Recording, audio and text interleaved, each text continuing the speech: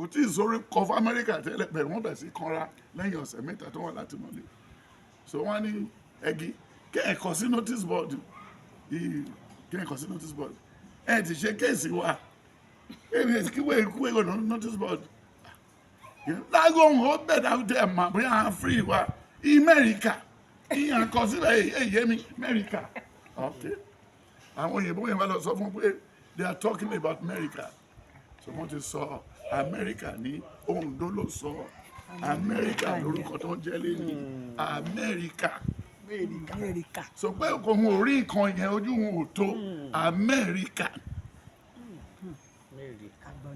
so that is the reason why you need to be cautious of anything you want to do so I pray for the president every day nǹkan tí wọ́n torí ẹ̀ pa ẹ̀tọ́ torí ẹ̀ pa Abiola tẹ́nì kan tó wá láti ilẹ̀ Ìgbò sọ pé Abiola is not the messiah ká ṣètò wá rí messiah ń sìn a máa kú pẹ̀lú Tinubu ni o láti rí ṣe ó dẹ̀ ti rí ṣe by July this year oúnjẹ máa kún àkùnwọ́ sílẹ̀ bóúnjẹ ṣe wọ Nàìjíríà ẹ̀ ní mọ́ because he has done everything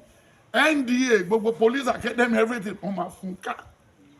aláàtí wọn tó wà ní ìwé prediction yìí sìn káwọn tó wà ní Ògbómọ̀ṣọ́ kan máa pàtẹ́wọ́lẹ̀ Ògbómọ̀ṣọ́ will be center of creation in the whole good thing in America Nigeria Ògbómọ̀ṣọ́ ló ń lọ Ògbómọ̀ṣọ́ máa gba state